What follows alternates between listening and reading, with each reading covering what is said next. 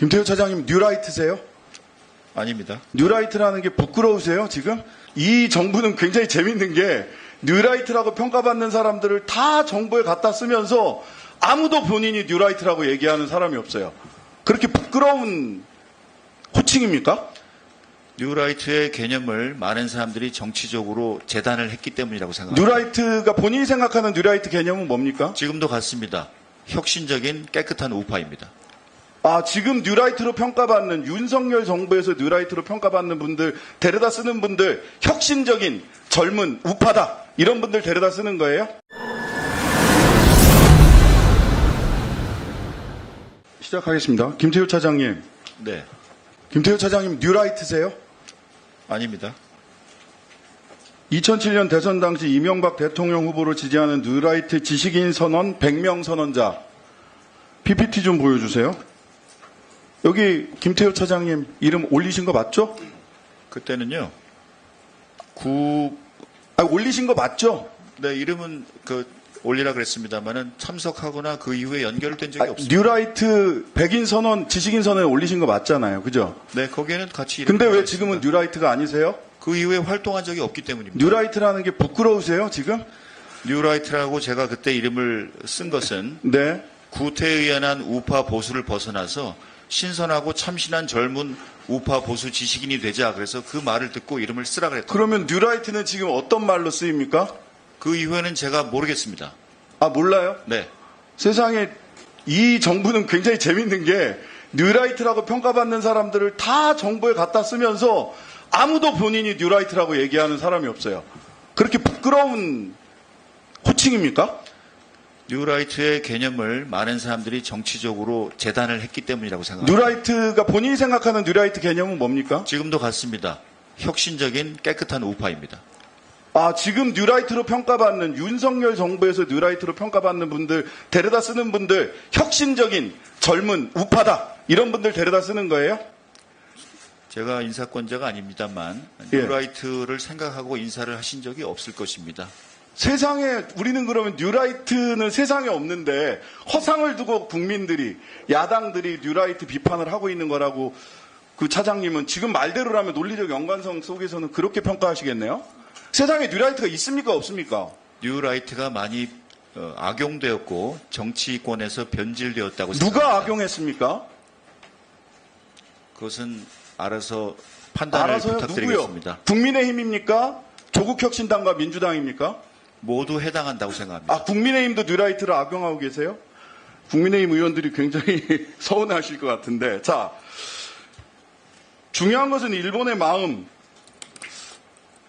말씀하셨는데 왜 이런 말씀을 하셨을까 너무 궁금해갖고 논문을 찾아봤는데 아까 논문에서 그런 말을 쓴 적 없다라고 하는데 PPT 좀 보여주세요.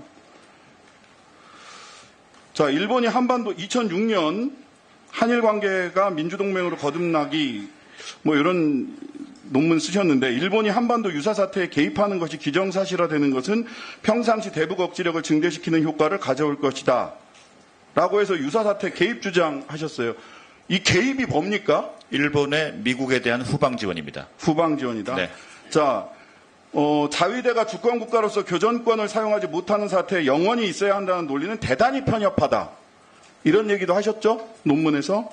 일본의 보통 국가화를 두 번째, 기술하고 있습니다. 네. 일본에서도 찬반이 있는 소위 보통 국가화를 지금 주장하고 계시는 거예요. 그죠? 일본의 평화 세력들은 이 보통 국가화를 다 반대하고 있는데 일본의 일부 극우 정치인들 아베, 기시다 등이 얘기하는 보통 국가화, 교전할 수 있는 나라를 김태호 차장님이 2006년부터 주장을 하셨어요. 자, 조선일보 2015년 칼럼 여기에 일본의 마음이 나오더라고요. 일본의 마음을 단순하게 축약하면 약속하고 합의한 내용을 어기는 한국을 못 믿겠다는 것이다. 이렇게 얘기하셨어요. 그리고 이번에 중요한 것은 일본의 마음이다. 이렇게 이야기하셨어요. 저는 뉴라이트 백인 지식인 선언에 자랑스럽게 이름을 올렸다가 지금은 뉴라이트라고 말도 하지 못하는 분, 그리고 뉴라이트라고 평가받는 수많은 사람들을 중요한 역사기관이나 안보기관에 중용하고 있으면서도 그분들이 또 뉴라이트가 아니라고 이야기하시는 분, 4명의 안보실장이 바뀌면서도 안보실 차장으로서 단 한 번도 자리를 바꾸지 않는 분, 그래서 실질적 안보실장이라고 평가받는 김태호 차장이 대통령을 위하신다면, 대통령을 이렇게 정무적 어려움에 빠뜨리는 것을 걱정하신다면 스스로 물러나야 된다고 생각하는데 어떻게 생각하세요? 제 거취에 대해서는 제가 말씀드릴 처지가 아니라고 생각합니다. 네, 스스로 물러나시는 것에 대해서 잘 생각해 보세요. 대통령에게 얼마나 큰 부담을 주고 있는지. 자, 다음 PPT 하나 보겠습니다. 자, 한일 기본조약 제2조입니다. 한일 기본조약 제2조 뭐라고 써 있느냐? 1965년에 맺은 거죠. 1910년 8월 22일 및 그 이전에 대한제국과 대일본 제국 간에 체결된 모든 조약 및 협정이 이미 무효임을 확인한다. 여기서 이미 무효는 언제부터 무효를 얘기하는 겁니까? 지금 저것이 어떤 문건인지를 제가 잘 보이지 않아요. 1906 안보실 차장이 이 문건을 몰라요? 한일 기본조약 1965년 네. 본인 국제정치학자 아니세요? 네, 계속 질문해 주십시오. 1965년 한일 기본조약 제2조입니다. 몰라요? 저게 뭔지? 여기 이미 무효라고 되어 있는데 다음 PPT 보시죠. 이 이미 무효를 한국 정부는 1900년대나 1910년부터 당초부터 무효라고 해석하고 있고, 일본 정부는 1945년 항복 때부터 무효라고 해석하고 있습니다. 역사적으로 굉장히 유구한 전통을 가진 논쟁입니다. 그때 잘 아시겠지만 무합의의 합의, 불합의의 합의라고 해서 각자 한국 정부는 당초부터 무효라고 해석하고 일본 정부는 1945년부터 무효라고 해석을 하죠. 1945년부터 일본 정부는 무효라고 해석을 하니까 이전에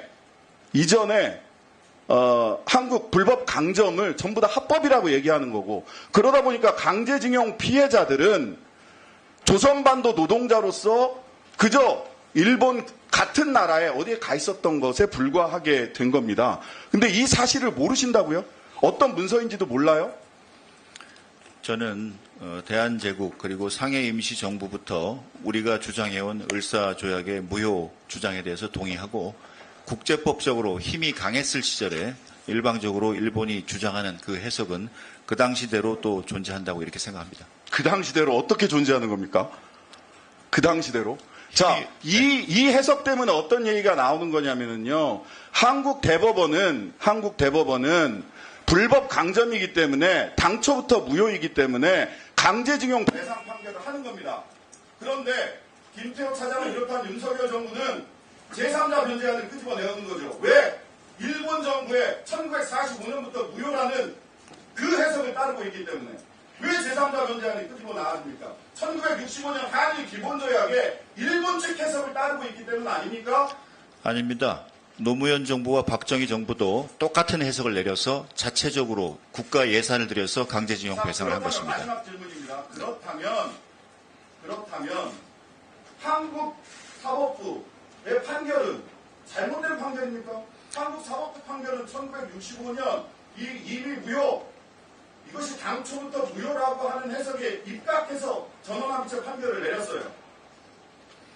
사법부의 이 판결을 김태호 차장과 윤석열 정권은 어떻게 판단하고 계십니까? 그것을 존중해야겠기에 거기에 해당하는 제3해법을 마련하고 이행하는 것입니다. 제3해법을 어떻게 마련을 합니까? 이게 뭐 앞뒤가 맞는 말씀을 하셔야죠. 존중하는 사람이 어떻게 제3해법을 제3자 변제안을 마련하십니까? 네, 신장식 의원님, 네, 정리해 주시고 보충 질의 때 추가 질의해 주시기 바랍니다. 존중이란 말을 그렇게 사용하세요? 윤석열 정부는 신장식 의원님 수고하셨습니다.